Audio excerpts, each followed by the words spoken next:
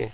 सो यहाँ पर क्या हो रहा है कि एक ऑर्डिनरी लाइट को हम लोग क्या करते हैं, पास करवाते हैं। ठीक है, एक ऑर्डिनरी लाइट को यहाँ से हम लोग पास करवाते हैं। ठीक है, जिस तरह हमने ब्रेस्टर लॉ समझाया उसी तरह पहले इसको बता लेते हैं, बाद में हम लोग इसका स्टेटमेंट लिखेंगे। ठीक है, सो ऑर्डिनरी लाइट को हम लोग क्या कर रहे हैं, पास करवा रहे हैं। और पास करवा भी किससे रहे, तो एक पोलराइजर से, जो सुबह हम बताए थे हम। तो पोलराइजर जो है वो इस तरह से है, मान लीजिए यहाँ पर पोलराइजर जो है वो इस तरह से है, मान लीजिए यहाँ पर। ठीक है, और ये पास कर रहा है यहाँ से। तो आपको पता है जैसे यहाँ से पास करेगा तो वो क्या होगी, जो इसके एलोंग में जो वाइब्रेशन है वही रह पाएगा, इलेक्ट्रिक फील्ड का वाइब्रेशन जो इसी के एलोंग में है। ठीक है, इस होल के एलोंग में, बाकी का तो कट जाएगा। लेकिन जो यहाँ पर है,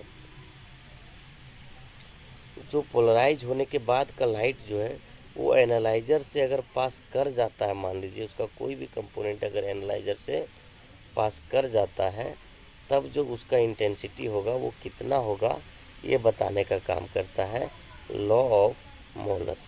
ठीक है, इधर वैसे नियम के अनुसार से इधर लाइट नहीं जाती है, लेकिन अगर पास कर गया तो कितना इंटेंसिटी होगा ये बताने का काम करता है कौन, लॉ ऑफ मोलस। ठीक है, अब बोलिए आप, कोई प्रॉब्लम, मतलब कि यहाँ पर इंट्रोडक्शन समझ में आया? यस।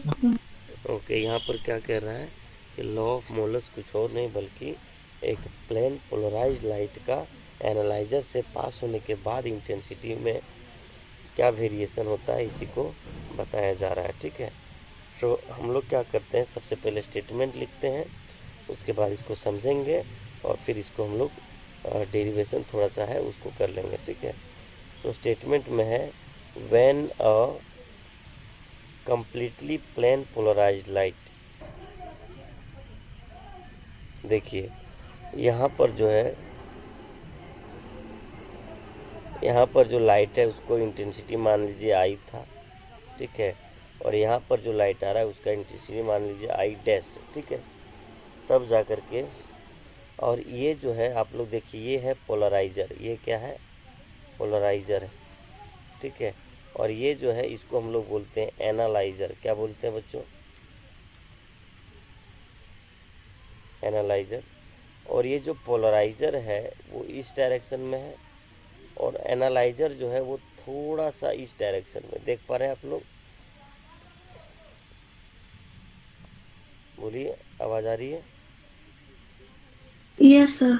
ओके, तो थोड़ा सा क्या है, दूसरे डायरेक्शन में है, मतलब इन दोनों के बीच का जो एंगल है उसको हम लोग मान के चलते हैं कि थीटा है। ठीक है, सो अगर पोलराइजर और एनालाइजर, पोलराइजर है ये और ये एनालाइजर, इन दोनों के प्लेन के बीच का एंगल थीटा है, तब जा कर के जो इंटेंसिटी, जो लाइट यहाँ से इमरजेंट करती है, इमरजेंट का मतलब समझते कि नहीं, इमरजेंट मतलब वहाँ से निकलती है, तो ऐसा लाइट जो यहाँ एनालाइजर से निकलती है उसका इंटेंसिटी जो होगा वो क्या होगा, कुछ और नहीं बल्कि डायरेक्टली प्रोपोर्शनल होगा। किसके डायरेक्टली प्रोपोर्शनल होगा, तो cosine of angle between this.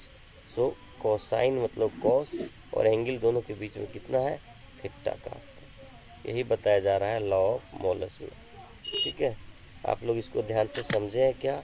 अगर नहीं समझे तो फिर से हम समझाते हैं।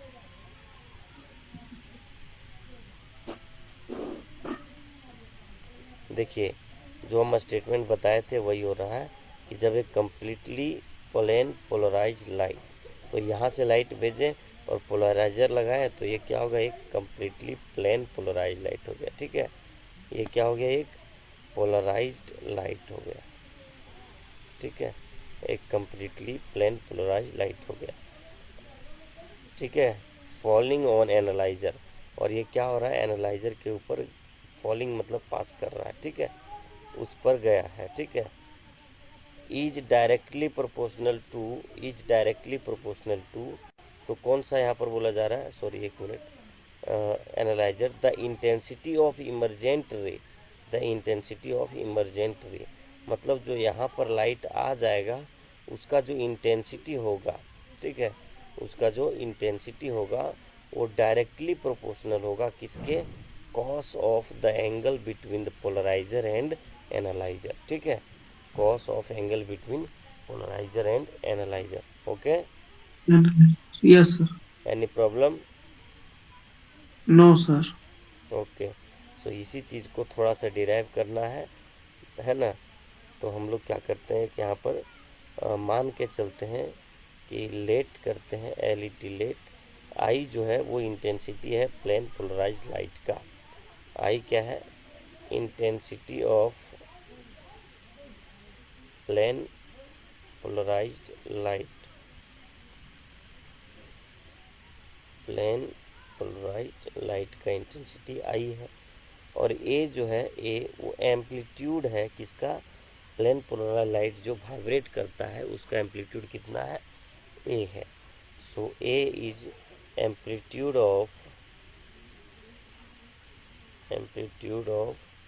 Vibration of plane polarised light, vibration of plane polarised light, ठीक है।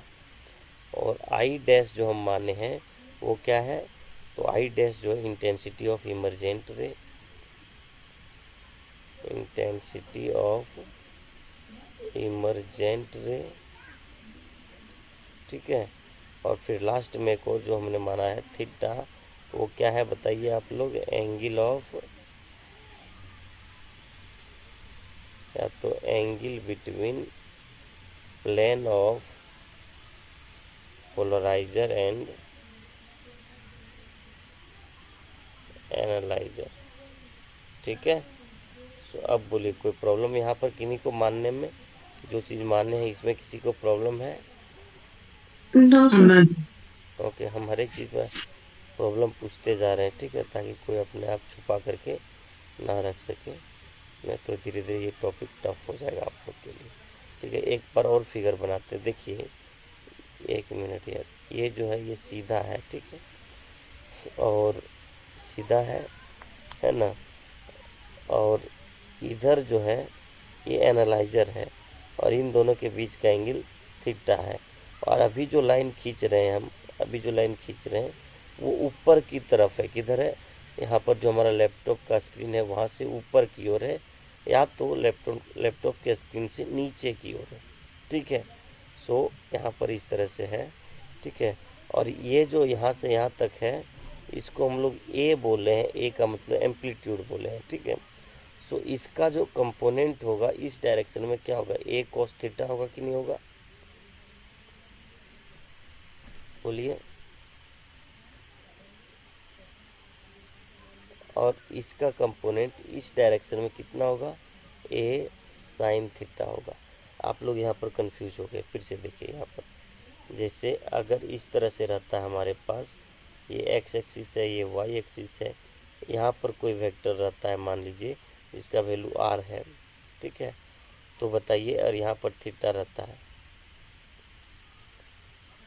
अगर हम लोग क्या करते हैं, जैसे ये एक्स एक्सिस है और ये जो है ये वाई एक्सिस है, और यहाँ पर कोई वेक्टर है मान लीजिए आर, तो उसका कंपोनेंट हम लोग इधर एक्स की ओर लेते हैं तो आर कोस थीटा लेते हैं कि नहीं लेते, बोलिए। Yes, sir. और इधर वाई एक्सिस की ओर क्या लेते हैं, आर साइन थीटा। तो बिल्कुल उसी तरह से यहाँ पर जो वेक्टर है वो ए है, और इसके बीच में जो है यहाँ पर आ रहा है ए कॉस थीटा, और इधर जो कंपोनेंट आ रहा है वो कितना आ रहा है, ए साइन थीटा, ठीक है। और हम लोग जानते हैं कि इंटेंसिटी जो होती है वो क्या होता है, प्रोपोर्शनल होता है एम्पलीट्यूड के स्क्वायर का, हम लोग ये 11th क्लास से जान रहे हैं। सो इंटेंसिटी इक्वल्स टू हो जाएगा के इंटू एम्पलीट्यूड का स्क्वायर, ठीक है। और आपको बता दें कि यहाँ पर इंटेंसिटी आई डैश अगर कैलकुलेट करेंगे तो के तो कांस्टेंट है, इंटू एम्पलीट्यूड जो हो जाएगा इस डायरेक्शन में, बताइए एनालाइजर जो है वो इस डायरेक्शन में ना है, तो एनालाइजर जिस डायरेक्शन में उसी तरफ का ना एम्पलीट्यूड लेंगे हम लोग, बोलिए। Yes, sir. सो एनालाइजर के डायरेक्शन This में is जो एम्पलीट्यूड है वो है ए कॉस थीटा, और इसका positive. Square, so I dash equal to निकल जाएगा यहाँ पर के A square cos square theta, मतलब आई डैश इक्वल टू के ए स्क्वायर जो वो कितने के बराबर है, आई के बराबर है। सो आई इंटू कॉस स्क्वायर, यहाँ पर के का कांस्टेंट है। के कांस्टेंट है, प्रोपोर्शनलिटी का कांस्टेंट। क्यों? क्योंकि हम लोग ये जानते हैं कि इंटेंसिटी जो होती है इसका वैल्यू नहीं है। जिस तरह से आप लोग ये बहुत सारा ऐसा कांस्टेंट आता है जिसका इसका नेम होता ना नेम इसको कांस्टेंट। इसका नेम अभी ध्यान में नहीं आ रहा है, लेकिन इंटेंसिटी जो है वो प्रोपोर्शनल होता है एम्पलीट्यूड के स्क्वायर का, ठीक है। तो जब यहाँ पर प्रोपोर्शनलिटी का साइन जब हटाते हैं तब जो कांस्टेंट आता है वो है यहाँ पर, ठीक है। ये है कांस्टेंट, ठीक है, और ये है एम्पलीट्यूड, और ये है हमारा इंटेंसिटी, ठीक है। Okay yes sir. ओके। सो ये है हमारा यहाँ पर आ गया लॉ ऑफ मॉलस का इक्वेशन, ठीक है। अब इसको थोड़ा सा और अगर हम लोग चाहें तो वो डिस्कशन कर सकते हैं कि अगर थीटा 0 हो तो क्या होगा, अगर थीटा कुछ हो तो क्या होगा। सो अगर थीटा इक्वल टू 0 डिग्री है तो बताइए कि जो आई डैश होगा वो कितना हो जाएगा बच्चों, आई के बराबर होगा कि नहीं? यस, ठीक है। सो अगर 0 डिग्री है तो भी, या तो अगर 180 डिग्री है तो भी आई जो होगा वो तो आई भी डैश के इक्वल होगा, ठीक है। और हम लोग जानते हैं कि चूँकि अगर पोलराइज़र को हम लोग इस तरह लगाएं और एनालाइज़र को इस तरह लगाए हैं, इसका मतलब अगर पोलराइज़र का एंगल और एनालाइज़र का एंगल दोनों बराबर हो जाए तो यहाँ का इंटेंसिटी जो है वही हो जाएगा यहाँ का इंटेंसिटी के बराबर, ठीक है। दूसरा जो है डिस्कशन इसमें वो ये है कि अगर थीटा इक्वल टू 90 डिग्री कर दें, अगर थीटा इक्वल टू कितना कर दें 90 डिग्री, इसका मतलब है कि अगर हम पोलराइज़र को यहाँ पर लगाएं और एनालाइज़र को बिल्कुल इस तरफ से लगाएंगे तो यहाँ पर जो लाइट है, यहाँ पर जो इंटेंसिटी आई और यहाँ पर जो इंटेंसिटी आई डैश, यहाँ पर इंटेंसिटी बिल्कुल 0 हो जाएगा, ठीक है। क्योंकि आपको पता है कि आई डैश इक्वल टू हमारे पास है आई इंटू कॉस स्क्वायर थीटा, और यहाँ थीटा 90 डिग्री है तो आई इंटू कॉस स्क्वायर 90 डिग्री। सो यहाँ पर आई इंटू हो जाएगा 0, सो आई डैश इक्वल टू आ जाएगा हमारे पास कितना, 0, ठीक है।